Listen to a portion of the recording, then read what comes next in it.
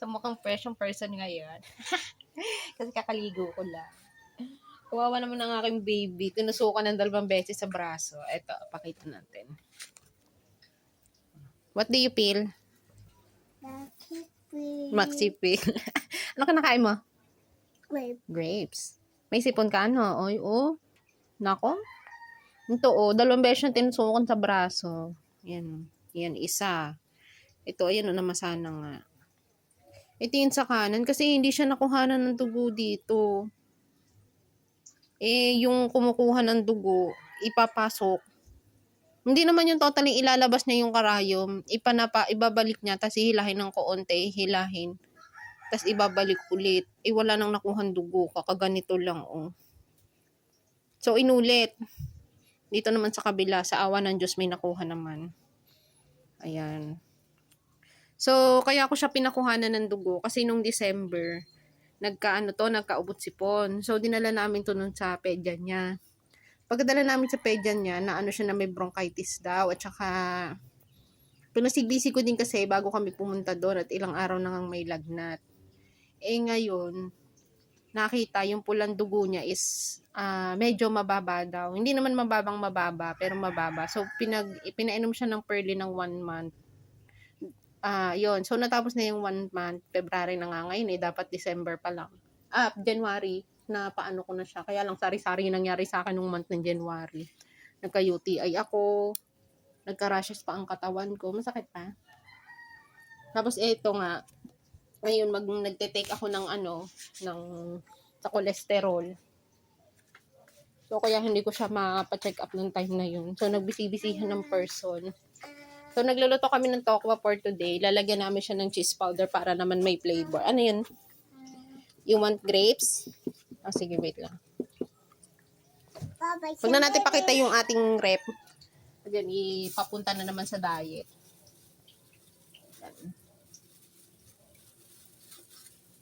Ang gustuhan ng bata ang grapes. Wawa naman. So, bukas ko na kukunin yung resulta at saka papaschedule ko na rin siya bukas ng follow-up check-up sa pedya niya. Wait lang, babalatan natin, B. Dito. So, baka masunog na yung ating nilulutong tokwa.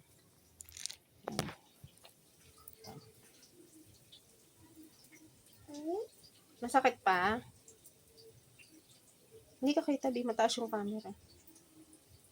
Tinatanong ko nga siya kung masakit pa. Dinadaing nga niya kanina pagdating. Tapos pagdating niya, nakaganon lang siya. Naka-close lang yung hands niya. Parehas. Ngayon mukhang okay na. Kasi pinainom ko siya ng paracetamol. Okay na, Clay, ano? Okay. Okay na? Very good. Masakit pa? Dito pa. Masakit? Okay na pa. Dito. Very good. Namasa nga eh. Nabasa? Hindi, anak, yung mo, nagpasa. Kasi hindi ka makuna ng dugo dyan sa kanan.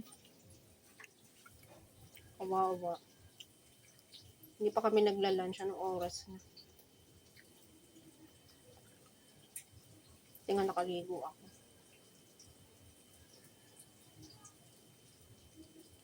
Hindi na ako makapag ng gulay kasi tanghali na. Oras na. Tokwa na lang yung lutuin ko. Alas 12 na. Kulay, grapes. Nanguya mo na agad. Bilis mo naman. Kami lang ni may iwan dito today. Kami lang ni Beliter, ni Clay. Kasi si Nani ay pupunta ng Laleg dun sa kanyang kapatid. Happy Fiesta. Sana masyarong pag-uwi, no? Sana nga, para may pang-ulam na kami mamayang gabi. Para may pang-ulam na tayo mamayang gabi. Hindi ka mag-iisip. Sana nga. Balutin mo ako. So, hindi ko alam kung ano ba itong naisip ko. Yung tokwa. Ganyan yung tokwa, lalagyan natin ng cheese powder. Hanggang naman kalokohan to. Kailangan natin magmadali, gutom na ako.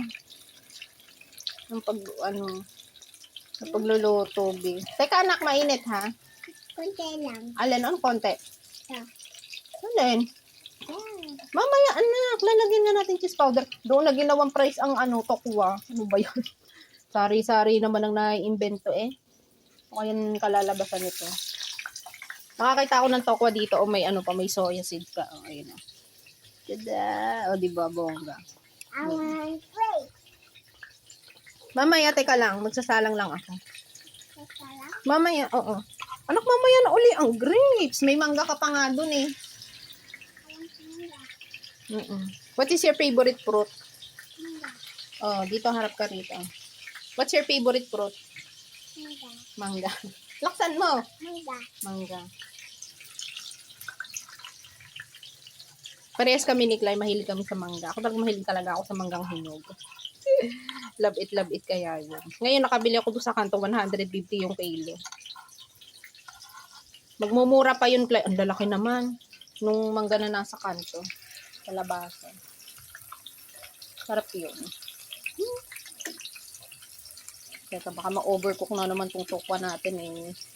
Titigas masyado.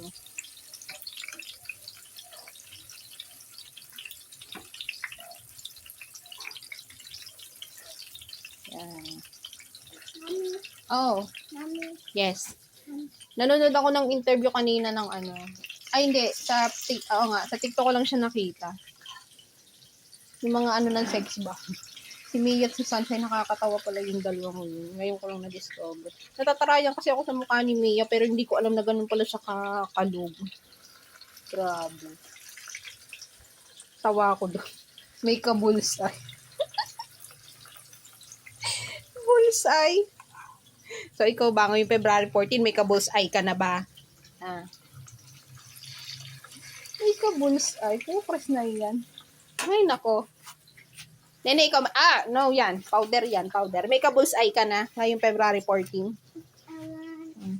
Grapes. You want grapes na naman? Hindi. One na lang, ha? Hindi. One na lang, ha? One. Hmm. Ako kukuha. Ay, no. Puro gamot. Tempra. Ako kukuha niyan. Nang ano? Ng grapes.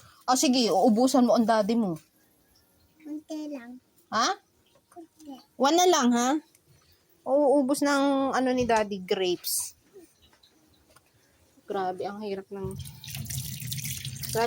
may menstruation, no? Pa first day ko ngayon. Pero mas mahirap ang hindi nire-regla. My God, ano ko ako? Hindi kita ako. Oo, hindi ka kita dyan. Pero. Anak, class na to, ha? Pero. Oo. Kakain pa tayo ng rice. Pero. Kakainin. Ano? No. Kaya yung balat. Kakain ko.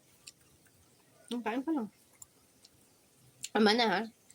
Kay daddy na yun. Nakatakay ng person. Abadoy ng style. Ito, piniprito natin tokwa, babe. Tama. Yan. Luto na ito. Ayan. Okay, dito, para matiktik ang langis. Bullseye. Ayan. So, habang nag-aantay tayo ng pagluto-luto. Ay! Huwag mo sabing galawin yung powder ni Nani. Bullseye. Nani, alam mo ba wala tayong viewers ngayon sa sa ating YouTube channel. And it's so sad. Yeah. Halika dito ka. Pakita mo yung bubo mo. Pakita mo anak yung bubo. Ay. Oops. Oop. Oop. Sino kaya yung ating subscriber, no? Thank you na sa aming 1 subscriber. Sino kaya yung baby? What do you think? Wala ka. Wala ka. Nagugutom na ako. Madlang people. Madlang tao. Nagugutom na ako. Oo. Sumasakit na naman yung puson ko. My God. Hanggang dito. Mula dito sa balakang. Sa likod pa baba. Baka umaatake na naman ng UTI ko ba.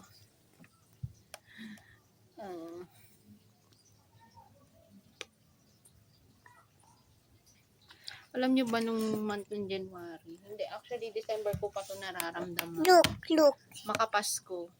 Tanda ako December 27 yun.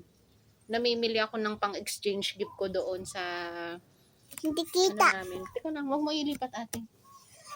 Ako, namimili ako ng pang-exchange gift. Mom. Yun nga, nandun ako sa Ultimart, Mami. nararamdaman ko tong kaliwang Mami. part ng tiyan ko. Ano? Mami. Oh, Uy. cool. Uy. Bubo. Uy. Teka, ate, magkukwento ako. Itong kaliwang part ng tiyan ko hanggang likod, ang sakit. Sakit. Nasakit siya. So, sabi ko sa jowa ko, akala ko mawawala. So, sinabi ko sa boyfriend ko, sa aking asawa na, asawa, ano ba talaga? Sinabi ko sa aking partner na sumasakit. Sabi niya, sige, magpahinga ka lang at baka kulang ka sa pahinga. Pinahinga ko.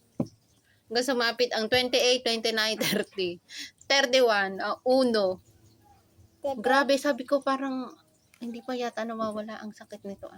So, bago kami umuwi ng Kalawan, tanda ko din niya yung 27, namuli ako, December 27. 28, naglaba ako maghapon. Yung maghapon na yon, nung hapon na natapos ako maglaba, sabi ko sa nanay ko, hindi na ako makatiis. Sabi ko, ipapahilot ko siya. So, nung pinahilot ko, medyo nawala ng konti. 29, umuwi na ata kami ng Kalawan nun. Parang nararamdaman ko mayroon pa din. Tapos, 30, parang medyo konti. Hindi naman palala eh. Parang nawala ng konti na ako nahilot. Hanggang hanggang sa A1, nararamdaman ko parang mayroon pa din. So, A2, nagyaya na akong umuwi dito sa San Pablo kasi sabi ko, A3, magpapacheck up ako sa doktor ko. Nung A3 naman, nagpunta na ako doon, hapon. Nagpunta ako doon, pinaano sa akin ng ihi ko. So, sabi ng doktor ko na nag-check up sa akin doon, hindi ko na mabanggitin yung pangalan, at kung saang ospital, may UTI daw ako. Kasi mataas daw yung aking nana sa ihi. Mamaya anak nagkukwento. So, continue. Okay, continue. No. Makikita lang madlang person ng ating aking bede. Sige. Mamaya, nagpiprito nga pala tayong tokwa. Teka, puputulin ko muna. Putulin muna natin yung video. Magbabay ka na. Bye-bye. Bye-bye.